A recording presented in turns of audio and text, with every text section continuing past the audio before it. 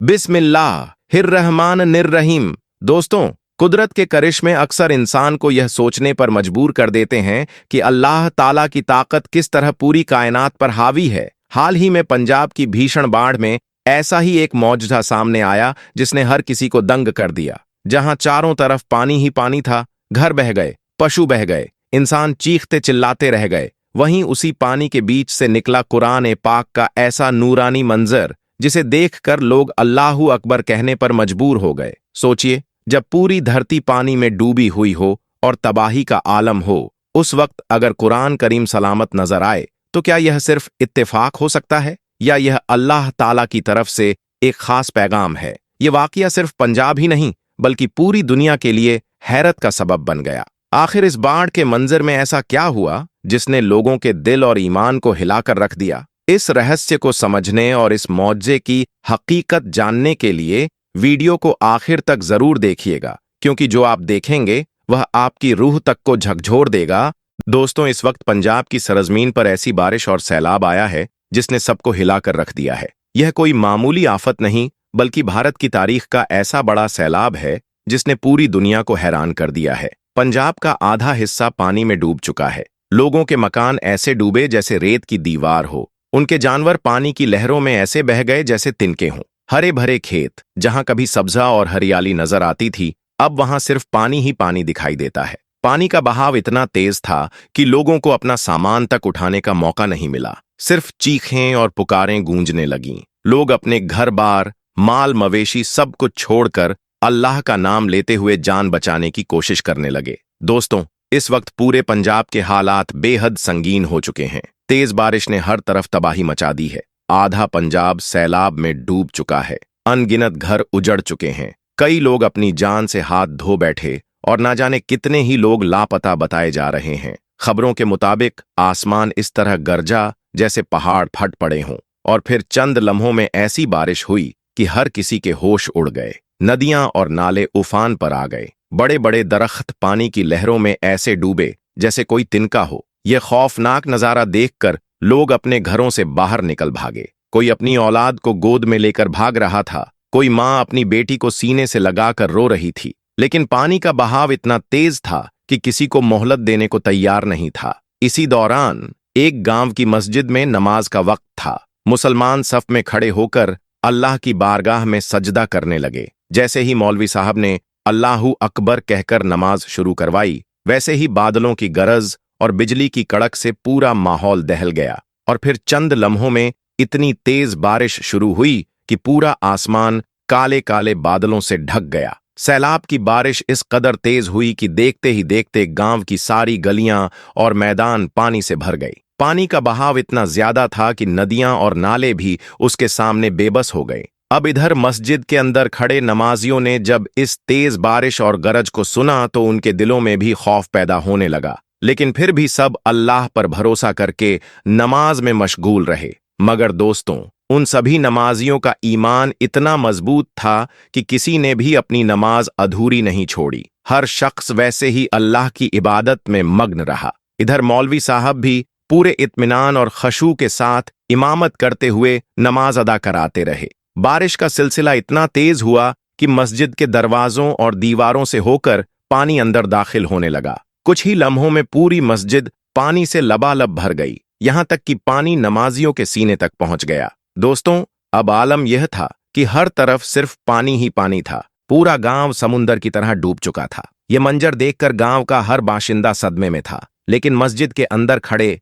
मुसलमानों और मौलवी साहब ने अल्लाह पर पूरा भरोसा रखकर इबादत जारी रखी। उनकी जुबान पर सिर्फ अल्लाह का नाम था और दिलों में मुकम्मल यकीन। पानी बढ़ता रहा मगर किसी ने अपनी नमाज छोड़ने का ख्याल तक नहीं किया। सब ने अल्लाह की मोहब्बत और उसकी रजा के लिए सजदे में सर झुकाए रखा। इसी तरह पानी के सैलाब में डूबे हुए भी मौलवी साहब और तमाम नमाजियों ने अपनी नमाज मुकम्मल की। जब नमाज खत्म करके वे बाहर निकले तो जो नजारा उनकी आंखों के सामने था उसने सबके होश उड़ा दिए। पूरा गांव, जो कुछ देर पहले जिंदगी और खुशहाली से भरा था, अब पानी के समुंदर में तब्दील हो चुका था। जिनके घर मिट्टी और कच्चे थे, सब लहरों में बह चुके थे। लोग अब पनाह की तलाश में थे। चारों तरफ रोने धोने और चीख पुकार की आवाजें थीं। कोई अपने बच्चों को बचाने की कोशिश कर रहा था तो कोई अपने अजीजों को पुकार रहा था। हिंदू अपने भगवान को याद कर रहे थे और मुसलमान अल्लाह की बारगाह में गिड़गिड़ा रहे थे।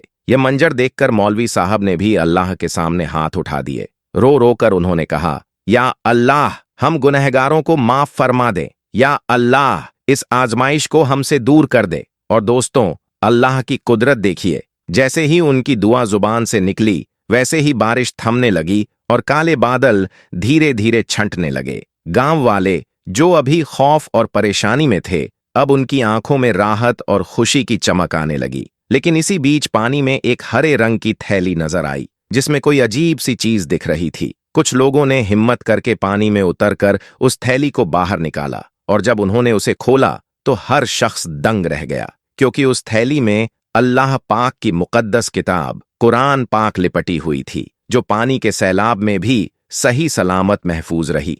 यहां पर हैरानी की बात यह थी कि इतनी जबरदस्त बारिश और विशाल बाढ़ के बावजूद कुरान पाक पूरी तरह से सूखी और सुरक्षित रही। ऐसा प्रतीत हो रहा था कि पानी ने इसे छूने की कोशिश भी नहीं की। लोगों ने तुरंत अपनी आंखों से कुरान पाक को छूकर उसका मजीद करामत देखा और अल्लाहू अकबर की आवाजें गूंज उठीं। कुरान पाक के इस अजीब करिश्मे को देखकर हर दिल हैरानी में डूब गया। हर ओर केवल यही सुनाई देने लगा कि यह वही सच्ची मुकद्दस किताब है जिसने इंसानों को हक और सच की पहचान दी, बहनों और बेटियों की तमीज सिखाई और समाज में सही निजाम स्थापित करने की राह दिखाई। इसके बाद मौलवी साहब ने लोगों से फरमाया कि देखो, अल्लाह की जात बहुत बड़ी है और अल्लाह ताला बहुत मेहरबान है, मगर हमें उसकी हिकमतों को भी समझना चाहिए। उन्होंने सभी को हिदायत दी कि हमें अल्लाह के बंदों का ध्यान रखना चाहिए। अगर कोई इंसान मुसीबत में हो तो हमें आगे बढ़कर उसकी मदद करनी चाहिए।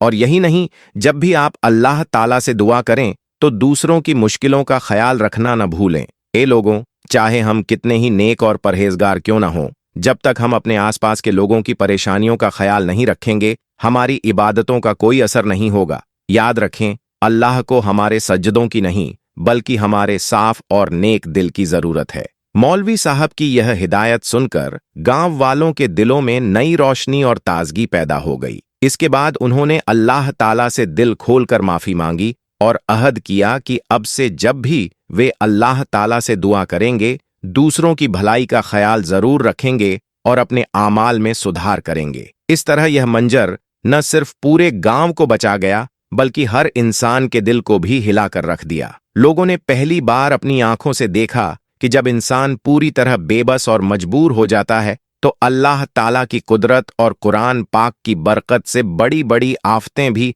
अपना रास्ता बदल लेती हैं। जब मैंने यह वाकया सुना तो अल्लाह ताला का वह वादा मेरी यादों में ताज़ा हो गया, जिसमें उन्होंने खुद फरमाया कि बेशक कुरान पाक हमारी ही नाजिल की हुई किताब है और हम इसे हर समय हिफाजत करने वाले हैं। साथ ही यह भी याद रखना चाहिए कि यही वही कलाम ए हक है जो हमारे घरों में मौजूद है, मगर हमने इसे केवल अलमारियों में सजाया हुआ रखा है। यही वही कुरान पाक है जिसे हमारे लिए हिदायत और रहनुमाई के लिए भेजा गया था। आज हम इसे पढ़ने और समझने के बजाय सिर्फ दिखावा करने के लिए रख रहे हैं। जब हमने इस हिदायत की तरफ ध्यान नहीं दिया तो इसके नतीजे स्वरूप कुदरती आफतें हमारे जीवन में लगातार आती रही हैं। आज हर मुश्किल और आफत हम इंसानों के लिए एक पैगाम है कि अभी भी वक्त बाकी है और तौबा का रास्ता खुला है। अगर हमने अपनी आंखें नहीं खोलीं तो शायद आने वाला संकट और भी भयंकर होगा। ये वाकया हमें यह भी सिखाता है कि इंसान की असली ताकत दौलत, शोहरत या हथियारों में नहीं बल्कि ईमान और अल्लाह पर भरोसे में है। इसलिए यह समझना आवश्यक है कि कुरान शरीफ केवल पढ़ने के लिए नहीं बल्कि उसके आदेशों और हिदायतों पर अमल करने के लिए नाजिल हुई। जब हम अपनी जिंदगी को कुरान पाक के मुताबिक ढाल लेंगे तो अल्लाह की रहमत खुद नाजिल होगी। तब बारिश अजाब नहीं बल्कि रहमत बनकर बरसेगी। नदियां और खेत हमारी बर्बादी का कारण नहीं बल्कि फसल उगाने में मददगार बनेंगे और पहाड़ हमें दबाने के बजाय हमारी सुरक्षा में सहारा देंगे। आज धरती हमें यह पैगाम दे रही है कि आफतें सिर्फ चेतावनी हैं ताकि हम अपने रब की ओर लौट आएं। अगर हमने अभी भी अपने कर्म नहीं बदले तो कल सिर्फ पछतावा हमारे हिस्से में रहेगा। लेकिन अगर आज हमने सच्ची तौबा की, अल्लाह ताला की मुकद्दस किताब कुरान पाक को मजबूती से थाम लिया और अपने जीवन को अदल ओ इंसाफ, रहमत और सच्चाई के उसूलों पर कायम किया, तो यकीन मानिए यह धरती हमारे लिए सुकून और राहत का माध्यम बन जाएगी। यह सिर्फ किसी एक गांव की कहानी नहीं, बल्कि आज हर इंसान के लिए एक पैगाम है। इसलिए हम सभी को चाहिए कि हम अपने आप में सुधार लाएं और अल्लाह के बताए हुए मार्ग पर लौट आए। अल्लाह ताला से दुआ है कि वह हम सबको आफतों और मुसीबतों से महफूज रखे और नेक, सच्चे और सीधे रास्ते पर चलने की तौफीक अता फरमाए। आमीन, अल्लाहुम्मा आमीन। अब प्यारे दोस्तों, इस वीडियो में हम आपको भारत में घटित एक ऐसा भयंकर बाढ़ का वाकया सुनाने जा रहे हैं जिसे जानकर आपका दिल दहल जाएगा और अल्लाह ताला की कुदरत पर यकीन और भी गहरा होगा। इसलिए इस वीडियो को अंत तक ध्यानपूर्वक देखें और इसके हर पहलू को समझने की कोशिश करें। आइए अब हम इस अद्भुत वाकये की शुरुआत करते हैं और देखते हैं कि कैसे अल्लाह ताला ने अपनी ताकत और हुक्म से इस मंजर को बनवाया। दोस्तों, इस वीडियो में हम आपको भारत के एक गांव के बारे में बताने जा रहे हैं जिस पर अल्लाह ताला का इतना भयंकर अजाब नाजिल हुआ कि पूरा गांव पानी की लहरों में बह गया। मकानात, इंसान, जानवर सब अल्लाह की आजमाइश का हिस्सा बन गए। अब सवाल उठता है कि ऐसा क्यों हुआ और लोग किस बड़े गुनाह में लिप्त थे जिसकी वजह से अल्लाह ताला ने यह अजाब भेजा। इसे समझने के लिए वीडियो को अंत तक ध्यान से देखें। प्यारे दोस्तों, जिस गांव की हम बात कर रहे हैं वह भारत के उत्तरी इलाके में स्थित था और इसका नाम भूमिदान था। इस गांव में अधिकतर आबादी हिंदुओं की थी। कुल मकानों की संख्या लगभग 300 थी, जिनमें से केवल 5 मकानों में मुसलमान रहते थे, बाकी मकान हिंदुओं के अधीन थे। यह गांव पूरी तरह हिंदुओं से भरा हुआ था। इस गांव की एक विशेषता यह थी कि हिंदू लोग खुशहाल थे और पास के शहरों में रोजगार प्राप्त कर अपने परिवार का भरण पोषण करते थे। अगर किसी हिंदू को किसी भी प्रकार की माली या व्यक्तिगत मुसीबत का सामना करना पड़ता तो दूसरे हिंदू आगे बढ़कर उसकी मदद करते ताकि हर परिवार खुशहाल और सुरक्षित रह सके। दोस्तों, इसके विपरीत उस गांव में सिर्फ 5 मुसलमान परिवार थे जो कठिनाई और गरीबी की जिंदगी जी रहे थे। गांव के कुछ हिंदू उन्हें अपनी हवस और बुरी नीयत का शिकार बनाते और उन पर झूठे इल्जाम लगाते रहते। भूमिदान नामक इस गांव में एक छोटी सी मस्जिद भी थी जिसे अक्सर ताला लगा रहता। कभी कभार ही कोई हिम्मत करके उस मस्जिद में जाता और नमाज अदा करता। एक दिन कुछ मुसलमान मुसाफिर इस गांव से गुजर रहे थे जो उस हिंदू बहुल गांव को पार करके अगले शहर जाना चाहते थे। ये मुसाफिर न सिर्फ मुसलमान थे बल्कि बड़े ताजिर भी थे जो रोजाना अपना माल अन्य शहरों में बेचने जाते थे। जिस दिन ये मुसाफिर भूमिदान आए वह जुम्मे का दिन था और नमाज का समय हो चुका था। जब गांव के हिंदू ने ताजिरों को सम्मानपूर्वक मस्जिद की ओर जाते देखा तो वे चौराहे पर इकट्ठे हो गए। ताजिरों ने मस्जिद के दरवाजे पर ताला देखकर बड़ी हैरानी व्यक्त की। फिर मस्जिद के पास एक मुसलमान के घर से चाबी लेकर मस्जिद में दाखिल हुए। उनमें से एक ने ऊंची आवाज में अजान दी ताकि आसपास के मुसलमान भी नमाज अदा कर सकें। दोस्तों, जब वहां के मुसलमान मस्जिद में इकट्ठे हुए तो ताजिरों में से एक ने परिस्थितियों को भांपते हुए तकरीर शुरू की। मस्जिद के बाहर खड़े गैर मुस्लिम लोग यह तकरीर सुन रहे थे। तकरीर करने वाले ने गैर मुस्लिमों को अल्लाह ताला के अजाब से आगाह किया और लूत अलैहिस्सलाम की कौम का हाल बयान किया कि कैसे उनकी जिन्स परस्ती के कारण अल्लाह ने उन पर अजाब नाजिल किया। तकरीर में यह भी कहा गया कि जो लोग दूसरों पर जुल्म ढाते हैं उन्हें भी बुरे अंजाम भुगतने होंगे। इसके बाद जुम्मे की नमाज अदा की गई और ताजिर अपनी मंजिल की ओर रवाना हो गए। गांव के गैर मुस्लिमों ने तकरीर सुनकर यह सोचने के बजाय कि मुसलमान नेक हैं, उन्होंने उसकी नकारात्मक व्याख्या की और उनकी बुरी आदतें अपनाने लगे। परिणाम स्वरूप भूमिदान नामक इस गांव के गैर मुस्लिम लोग जिन्स परस्ती में मुब्तला हो गए। गांव के पंडित ने मुसलमान ताजिर की तकरीर सुनकर कहा कि मुसलमान झूठ बोलते हैं और मर्द का मर्द से या औरत का औरत से निकाह करना कोई बुराई नहीं है। पंडित ने अपने अनुयायियों को यह दावत दी कि वे भी इस बुरी प्रथा को अपनाएं। इसके बाद पूरे गैर मुस्लिम गांव ने पंडित की बातों पर अमल करना शुरू किया और गैर मुस्लिम मर्द अपनी जिनसी ख्वाहिशों को पूरा करने लगे। दोस्तों, भूमिदान नामक इस गांव में रहने वाले गैर मुस्लिम लोग अपनी जिनसी हवसें मर्दों के साथ पूरा करने लगे और गैर मुस्लिम औरतें भी लज्जत के लिए अन्य औरतों का इस्तेमाल करने लगीं। इस वास्तविकता को देखकर गांव के मुसलमान बेहद दुखी हुए और समझाने लगे कि ऐसा करना अल्लाह ताला के अजाब को आमंत्रित करना है, मगर उनका कोई असर नहीं हुआ। जब उनके इस बुरे अमल की हद पार हो गई तो पांचों मुसलमान परिवारों ने वहां से पलायन करने का फैसला किया। जिस रात मुसलमान गांव से गए, अगली रात अल्लाह ताला का कहर नाजिल हुआ और पूरा गांव सैलाब की लपेट में आ गया। तमाम गैर मुस्लिम अपने मकानों और बच्चों सहित पानी में बह गए, क्योंकि उन्होंने अल्लाह के अजाब की इगलाल की। प्यारे दोस्तों, जब जनाबे लूत अलैहिस्सलाम की कौम ने भी इसी तरह की नाफरमानी की तो उन पर भी सख्त अजाब नाजिल हुआ। हजरत जाबिर बिन अब्दुल्लाह रजलाहु ताला से रिवायत है कि जनाबे मोहम्मद रसूलुल्लाह सल्लल्लाहु अलैहि वसल्लम ने फरमाया कि सबसे ज्यादा डर मुझे अपनी उम्मत पर कौम लूत की फेल का है। हजरत अब्दुल्लाह बिन अब्बास रजिल्लाहु ताला से रिवायत है कि रसूल करीम सल्लल्लाहु अलैहि वसल्लम ने फरमाया कि मलून है वह शख्स जिसने कौम लूत का अमल किया। उन्होंने फरमाया कि अल्लाह रब्बुल इज्जत उस शख्स की तरफ नजर नहीं करेगा जिसने मर्द या औरत के साथ निकाह जैसा गुनाह किया। जब कौम लूत ने इस बदफली को जारी रखा और उसमें अड़े रहे तो अल्लाह रब्बुल आलमीन ने उन्हें अजाब से हलाक कर दिया। कौम लूत का किस्सा किताबों में विस्तार से दर्ज है। संक्षेप में उनकी बस्तियां बेहद उपजाऊ और फलों से भरपूर थीं। जब उनके अंदर बुराई फैल गई तो अल्लाह रब्बुल आलमीन ने हजरत इब्राहिम अलैहिस्सलाम के भतीजे हजरत लूत अलैहिस्सलाम को उस कौम की तरफ नबी बनाकर भेजा। उन्होंने कौम को इस बुरे काम से रोकने और अल्लाह की सत्ता और पहचान बताने की पूरी कोशिश की, मगर उनकी सरकशी इतनी बड़ी थी कि वे कहने लगे कि अगर आप सच्चे हैं तो हमारे ऊपर अल्लाह का अजाब ले आइए। उस वक्त हजरत लूत अलैहिस्सलाम ने दुआ की, ऐ हमारे परवरदिगार, इस फसाद करने वाली कौम पर मेरी मदद फरमा। अल्लाह रब्बुल इज्जत ने दुआ कबूल की और उस कौम पर 3 बड़े अजाब मुसल्लत कर दिए। सूरतुल हजर की आयतों में इसका जिक्र है। सूरज निकलते ही उन्हें जोरदार आवाज ने पकड़ लिया, जमीन को पलट दिया गया और उन लोगों पर कंकड़ वाले पत्थर बरसाए गए। अल्लाह रब्बुल आलमीन ने कौम लूत की बेहयाई के कारण ऐसा अजाब दिया कि किसी अन्य उम्मत को वह दंड नहीं मिला। इसीलिए हदीस पाक में फरमाया गया है कि यदि किसी को कौम लूत जैसी हरकत करते पाया जाए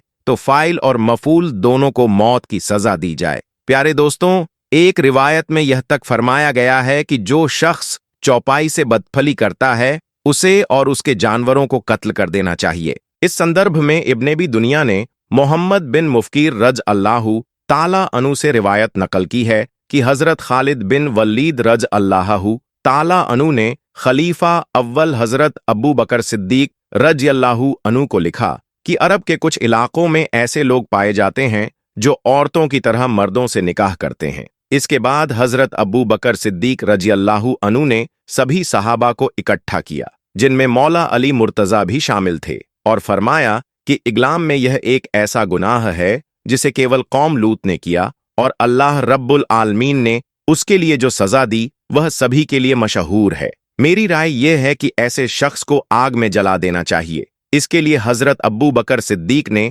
हजरत खालिद बिन वलीद रज़ियल्लाहु ताला अन्हु से फरमाया कि उन्हें आग में जला दो। इसके बाद हजरत खालिद बिन वलीद ने उन सभी लोगों को आग में दफन कर दिया। इसी प्रकार इमाम आजम हजरत अब्बू हनीफा रहमतुल्लाह ताला अलैह ने भी आदेश दिया कि जो लोग ऐसा अमल करें उन्हें या तो आग में जला दो या उन पर दीवार गिरा दो या कोई ऐसी सजा दी जाए जिसे हाकिम बादशाह या जज तय करें। इसीलिए ऐसे हराम और बुरे अमल से जितना हो सके बचना चाहिए, क्योंकि यह अल्लाह ताला की नाराजगी का कारण बनता है। अल्लाह रब्बुल इज्जत से दुआ है कि वह हम सबको इस तरह के हराम कामों से महफूज रखे और हमें नेक रास्ते पर चलने की तौफीक अता फरमाए। आमीन सुम्मा आमीन। अखवात और अखवातिन, अगर यह वीडियो आपको इल्म और हिदायत देने वाला लगा हो तो इसे थम्स अप दें, इसे अपने भाई बहनों के साथ शेयर करें और इस नबी की राह दिखाने वाले चैनल को सब्सक्राइब करना न भूलें, ताकि आने वाले सभी इल्म,